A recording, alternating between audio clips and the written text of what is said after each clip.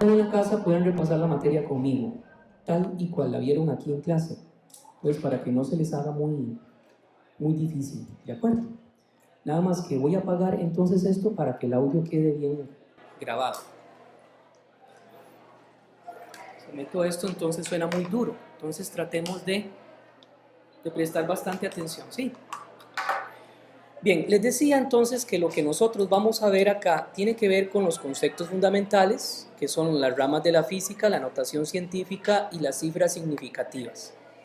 Nosotros vamos a desarrollar este texto que yo les preparé, en donde para hacer una etapa de análisis y estudiar lo que vamos a estudiar, lo que yo les recomendé al principio es que leamos cada párrafo y que saquemos de cada párrafo la idea central. Ahora, la idea central, ¿cómo se saca? Se saca a partir de palabras claves. Las palabras claves, por ejemplo, de este primer párrafo es que a la física antiguamente se le conocía como una filosofía natural. ¿Y por qué razón? Porque ella se encargaba de explicar todos los fenómenos que se producen en la naturaleza. Hasta ahí tenemos dudas. ¿Chiquillos? ¿No? Ok, vámonos entonces un toquecito para arriba y veamos. Otra palabra clave que necesito que apunten ahí. Coloquen que después del siglo XIX la física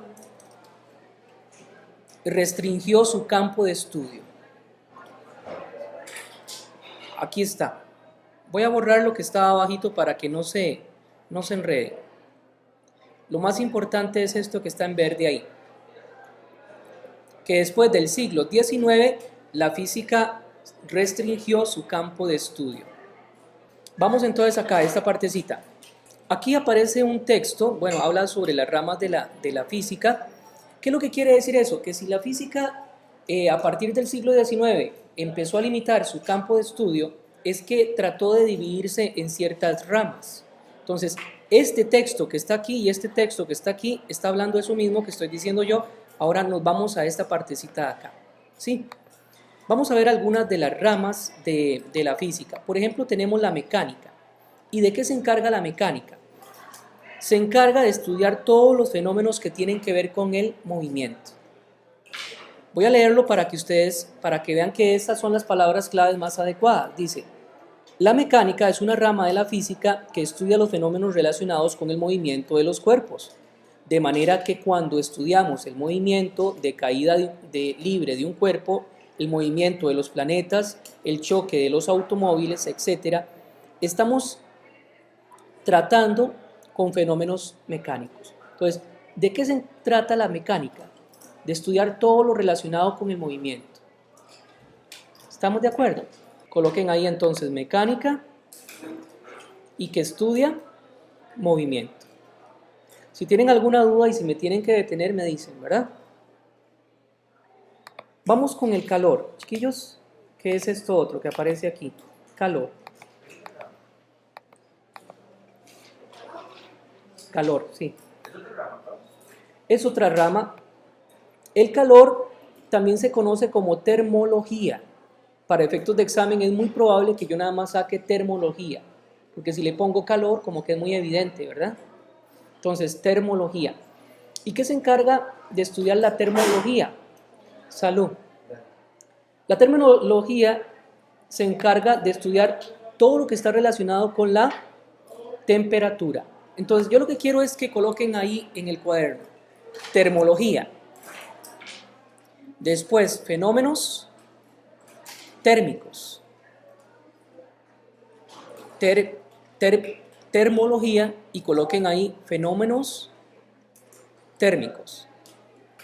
Ahora, otros ejemplos de esos fenómenos térmicos, esto que aparece en amarillo, en celeste y en anaranjado, como por ejemplo la temperatura de un cuerpo, coloquen ahí temperatura de un cuerpo, vean este otro que está en celestito, la fusión de un trozo de hielo. Eso es cuando yo tengo, por ejemplo, un pedacito de hielo y yo lo dejo ahí. ¿En qué estado está el hielo? Sólido. Y cuando está en sólido, si pasa a líquido, ¿cómo se le llama a ese proceso? se le llama fusión. Entonces por eso aquí, esto que está aquí en celeste, la fusión de un trozo de hielo. Otra cosita ahí, por ejemplo, la dilatación de un cuerpo caliente. Dilatación de un cuerpo, nada más. Ok, voy a comentarles esto. Imaginémonos lo siguiente. Imaginémonos que este borrador representa un pedazo de línea de tren, por donde corre el tren. Entonces, ¿esto está hecho de qué metal? Ajá, hierro. Entonces, este es otro pedazo de la línea férrea. Yo no sé si ustedes han visto que la línea férrea no están pegados o es un solo riel, sino que hay un trozo de riel y hay otro trozo de riel y en medio hay una abertura. ¿Por qué es que dejan esa abertura? Porque como esos rieles son de metal, son metálicos, los metales tienen la propiedad de expandirse cuando se calientan y cuando empieza a subir la temperatura en el transcurso del día, entonces esos rieles empiezan a agrandarse, a expandirse. Y puede ser que si no dejan este espacio que yo les estoy mostrando acá con estos borradores, puedan llegar a pegar, doblarse y entonces descarrilar el tren. ¿Me entienden? Entonces, un buen ejemplo para ¿cómo es que se llama? Para hablar de la dilatación de un cuerpo caliente. ¿A qué se refiere dilatación? Es eso precisamente. Si yo tengo este anillo y este anillo también es de metal, es de oro, y yo me lo quiero meter en el dedo, pero resulta que me he engordado mucho y no me cabe, ¿cuál es una forma adecuada para metérmelo? Calentarlo.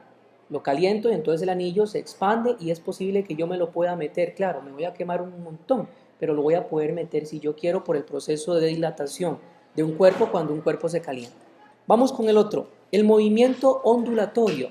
¿Qué entendemos nosotros por el movimiento ondulatorio? Es, por ejemplo, cuando hablamos de tocar una guitarra. Nosotros tocamos una guitarra y la cuerda vibra, ¿verdad? En forma de ondas. Entonces, ejemplos que ahí aparecen precisamente es como también la cuerda de una guitarra, el agua. ¿Por qué el agua? Ustedes cuando dejan caer, perdón. Ajá, uno lo toca con el dedito y entonces se hace una onda que se expande, ¿verdad? O cuando yo estoy con un balde y yo dejo caer una gota de agua en el balde, entonces también se hace un fenómeno de onda. Necesito que escriban movimiento ondulatorio y que escriban que las palabras claves del movimiento ondulatorio son ondas, cuerda, agua. Las ondas, las cuerdas, el agua son medios materiales. Para que se expanda una onda se necesita un medio material. Entonces, ¿de qué se encarga el estudio del movimiento ondulatorio?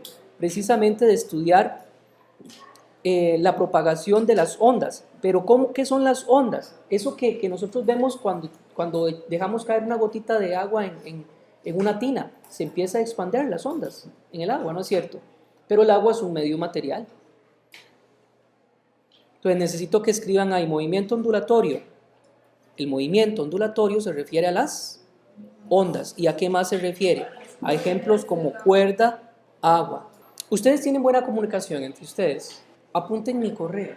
style7@gmail.com. ¿Sí? Si hay alguien que se mete a internet y que quiere ver algún repaso de la materia, me manda un mensaje y me llama por teléfono.